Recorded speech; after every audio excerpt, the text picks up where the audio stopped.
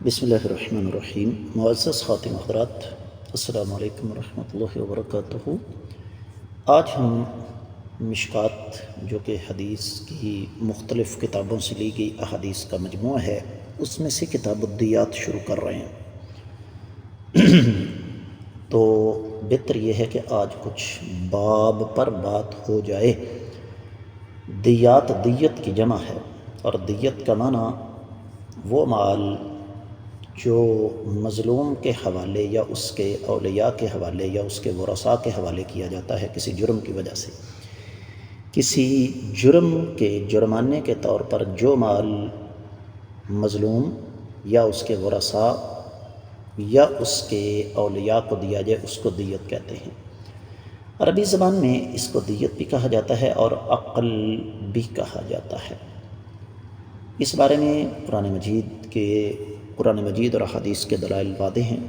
سورۃ النساء میں اللہ تعالیٰ سورہ النساء کی 92ویں آیت مبارکہ میں ارشاد فرماتے ہیں: وَمَنْ قَتَلَ مُؤْمِنًا خَطَأً فَتَحْرِيرُ رَقَبَةٍ مُؤْمِنَةٍ وَدِيَةٌ مُسَلَّمَةٌ إِلَىٰ أَهْلِهِ۔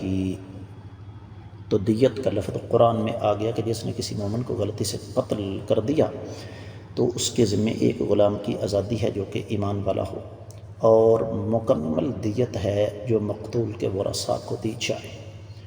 اور پھر اس حوالے سے سنن ابی داؤد میں حدیث سے مبارکہ موجود ہے، کائنات کے امام صلی اللہ علیہ وسلم نے جب مکہ فتح فرمایا تو آپ علیہ السلام نے وہاں پر کچھ ارشادات فرمائے۔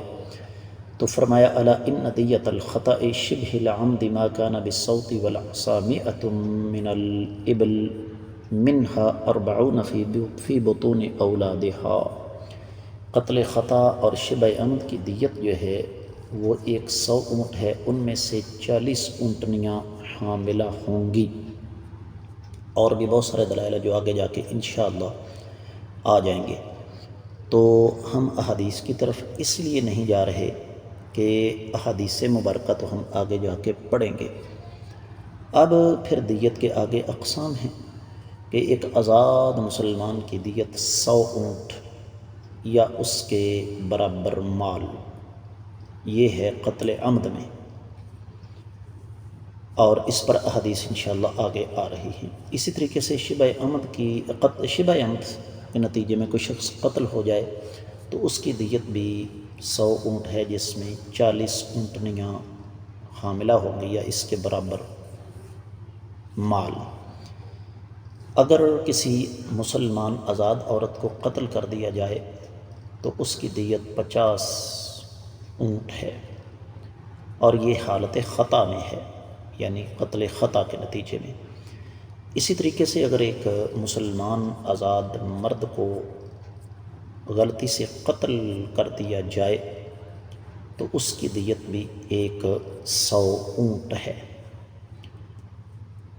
تو اس بات کو ذرا اچھی طرح سمجھ لینا چاہیے کہ یہ دیت اس وجہ سے شریعت نے رکھی ہے کہ ہم لوگ محتاط رہیں۔ آگے پھر جسم کے مختلف اعضاء کی دیت ہے، اس میں آگے تفصیلات ہیں۔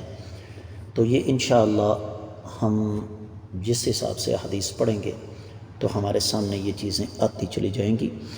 آج کا ہمارا سبق صرف اور صرف اسی حوالے سے تھا، باب کے حوالے سے۔ اجازت دیجیے، السلام علیکم ورحمۃ اللہ وبرکاتہ۔